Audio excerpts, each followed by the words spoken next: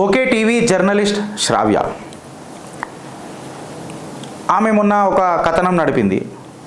కథనం అంటే మన ఆయన పేరేంది శ్రీధర్ బాబు గారు, కొండా సురేఖ గారు వచ్చేసాయి ఉదయం ఏరోనాటికల్ ఇంజనీరింగ్ మా పిల్లగాడు ఎవరో చేసిరు, ఉద్యోగం కావాలా అంటే ఆయన వాళ్ళ అన్న కొడుకో వాట్ ఎవర్ ఇట్ మేబీ ఉద్యోగం ఇప్పిస్తా అంటే బరాబర్ ఇప్పిస్తానని ఇట్లా చెప్పడము. దాని తర్వాత అది పెద్ద ట్రోల్ కావడము, వేరే వాళ్ళందరూ ట్రోల్ చేయడము. ఆ ట్రోల్ కాగానే మంత్రివర్యుల పిఆర్ఓలకు బాగా కోపం వచ్చేసిన తర్వాత మీవన్నీ మాకు తెలియదా, మేము బట్టబయలు చేయలేమా, మీ చిట్టా మా దగ్గర ఉంది అని ఎక్సెట్రా ధమ్కీలు ఇచ్చుడు, ఇవన్నీ పలు ఇట్లా జరిగినాయి. కరెక్ట్. ఇప్పుడు ఆమె ఉద్యోగం అడుగుడు వాస్తవం, ఆయన ఇస్తానన్నది వాస్తవం. Issue close. కొండా సురేఖ గారు వ్యక్తిగతంగా ఏమి స్పందించలేదు దీని మీద, శ్రీధర్ బాబు గారు ఏం స్పందించలేదు. వీళ్ళిద్దరికి లేనిది వీళ్ళ పిఆర్ఓలకు ఎందుకు వచ్చింది? సరే శ్రీధర్ బాబు గారు పిఆర్ఓ ఏమైనా స్పందించిండ్రా? లేదు కదా.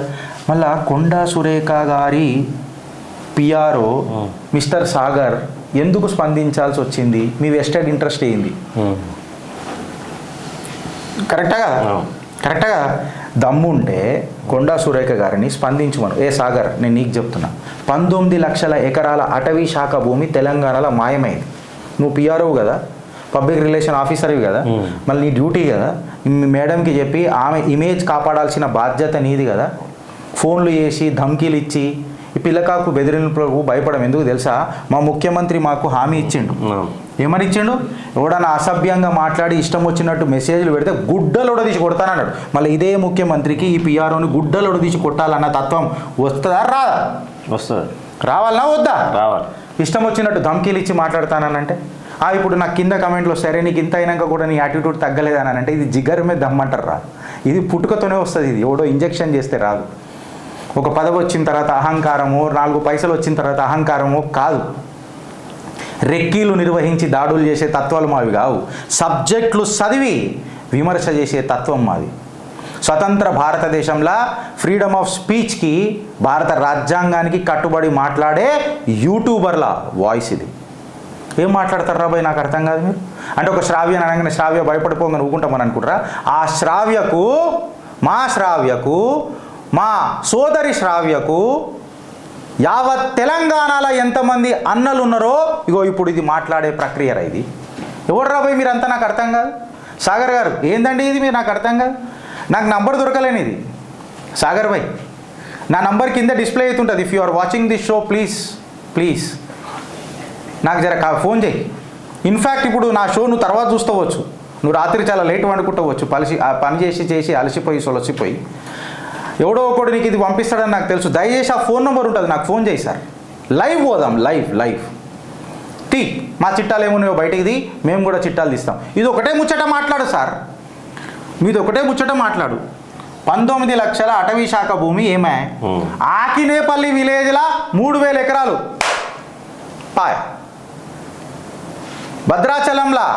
భద్రాచలంలో ఇటుకే మాయమైపోయి కొత్త ఇటుకే పెట్టిర్రాడ. ఎండోమెంట్ మినిస్టర్ ఎవరు? కొండా సురేఖ. ఎండోమెంట్ మినిస్టర్ ఎవరు? కొండా సురేఖ. 1,148 ఎకరాల సీతారాంపూర్ భూములను ఇష్టం వచ్చినట్టు జీఎల్ పాస్ చేస్తుంటే ట్రిక్ అన్న కొడుకు ఉద్యోగం ఇప్పియాలనన్న ఏదైతే ప్రేమ మా దేవాలయాల మీద ఉన్న ఆస్థ ఎందుకు లేదు? పిఆర్ఓ కదా నువ్వు, చెప్పు.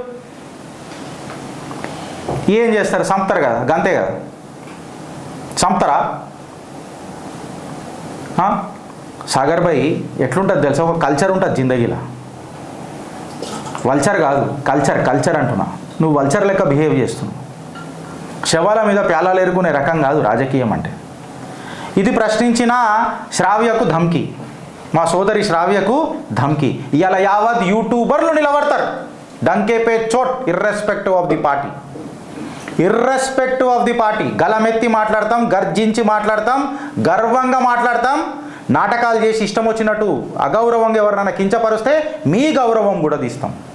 మేము వేసే ప్రశ్నలకు చెప్పు. 19 లక్షల ఎకరాలు మాయమైన యువర్ పిఆర్ఓ కొండా సురేఖ కదా, చెప్పండి. మీరు చెప్పండి, మీ దగ్గర ఆన్సర్ ఉందా? పిఆర్ఓ కదా, నువ్వే ఇవ్వాలి కదా డేటా తనకు.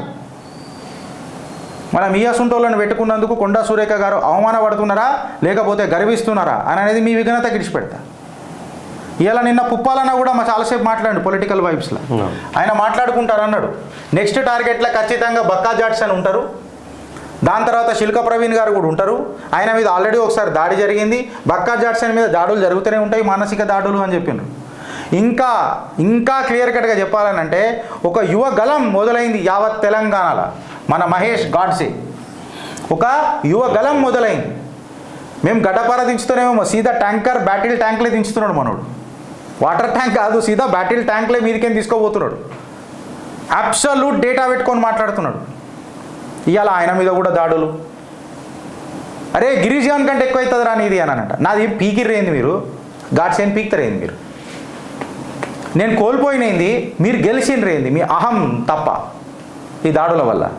నేను ఆగిన్నా, నేను లేవలేదా, వీళ్ళు ఆగుతారా? నాకంటే గట్టి పిండలేదు. ఇక్కడ కాగదు, ఇక్కడ జర్నలిస్ట్ శంకర్ మీద కూడా ఇష్టం వచ్చినట్టు.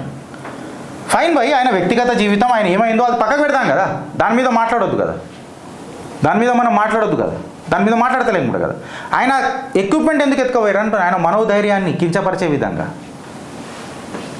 సరే మీ జాతకాలన్నీ సొక్కంగా ఉన్నాయా చెప్పు, ఉంటే సిస్టంలో ఎందుకు తీసుకుపోతారు? మళ్ళీ ఇప్పుడు ఇవాళ సాగర్ గారు పేర్లోనే సాగర్ ఉన్నది, మళ్ళీ మీ మనసు అంతా సాగర్ ఉండాలి కదా. చిన్న బాయిల కప్పలెక్క ఎందుకు ఉన్నది నీ మనసు? మీరు ఆలోచించాలి కదా సాగర్ గారు. పిఆర్ అనగానే 2 కొమ్ములు ఉన్నాయి కదా, మాట్లాడదాం మళ్ళీ సబ్జెక్ట్ వస్తారా డిబేట్కి. చిట్టాలు బయటికి తీసుకురా. గిరీష్ దారమోనివి, శ్రావ్య గారివి, ఉప్పాల రజనీకాంత్వి, బక్కా జాట్సన్వి, శిల్క ప్రవీణ్వి, మహేష్ గాడ్సేవి, అందరివి తీసుకురా. తెలంగాణ డిజిటల్ మీడియా అసోసియేషన్ ఓ మెంబర్ లెక్క అడుగుతుంది అలా తీసుకురాను. మా అధ్యక్షుని సమక్షంగా దాసరి శ్రీనివాస్ ముంగట పెట్టి మేము మాట్లాడతాం. చూద్దాం అప్పుడు ఎవడి భుజబలాలు ఎంత గట్టిగా ఉన్నాయో. భుజబలాలు అనగానే వ్యక్తిగతంగా మైదానంలో దిగి కొట్లాడు కాదు, వాక్ చాతుర్యము డేటా తీసుకురండి చూద్దాం. మళ్ళీ డిజిటల్ మీడియా అసోసియేషన్ ఏ రకంగా సబ్జెక్ట్ని చీల్చి చెండాడుతుంది, మీ దగ్గర మా చిట్టాలు ఏం పెద్దగా ఉన్నాయో చూద్దాం. ధమ్కీ ఏంగానే సరిపోతుందని అనుకున్నావా? అని యూ షుడ్ బి అషేమ్డ్. ఒక మహిళను పట్టుకొని ఇట్లా ధమ్కీ ఇచ్చు, యూ షుడ్ బి అషేమ్డ్. మళ్ళీ అలా మహిళా మూర్తులు అందరూ ఎడిపోయారు. దర్వాజాలు బద్దలు వలగొట్టి మాట్లాడాల్సిన అవసరం లేదా? ఒక మహిళను కించపరిచే విధంగా మాట్లాడినప్పుడు మహిళా మూర్తులకు అందరికీ రోషం వస్తలేదా?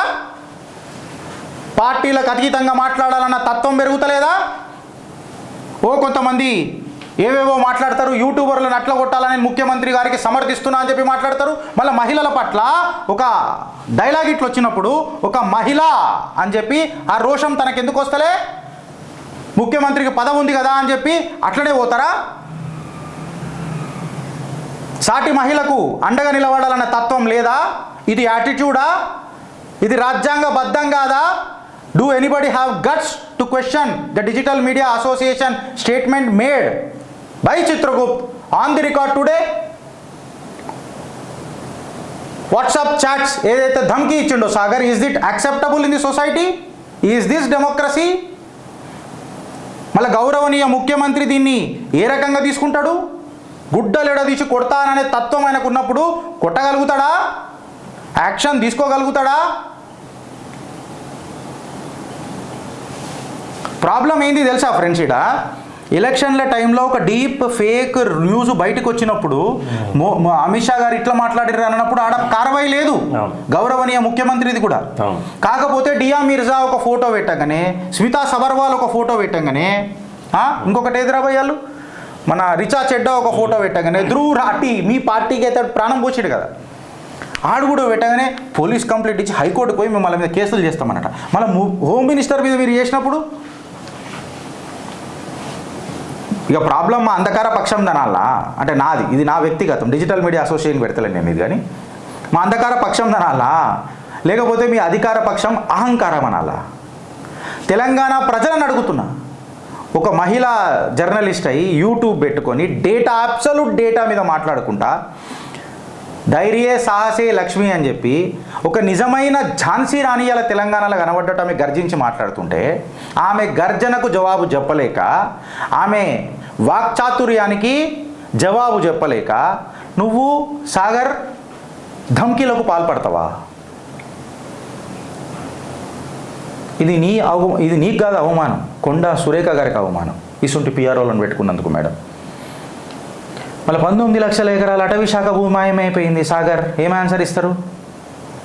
మళ్ళా ఫారెస్ట్లలో టోల్ గేట్లు పెడుతున్నారు సిగ్గు తప్పినోళ్ళు, మళ్ళీ దానికి ఏం ఆన్సర్ ఇస్తారు? ఆకినేపల్లి విలేజ్ ఒకటే తీసుకొని చూస్తే గూగుల్ మ్యాప్లతో మేము అదంతా మ్యాప్ చేసి చూస్తే 3000 ఎకరాలు మాయమైనాయి. దానికి ఏమంటారు? పులులు ఆత్మహత్య చేసుకున్నాయి డిప్రెషన్లకు పోయి. ఎందుకు పులులు చచ్చిపోయినాయి అని అడిగితే పిఆర్ఓ లాగా ఏమే ఆన్సర్ ఇస్తావు?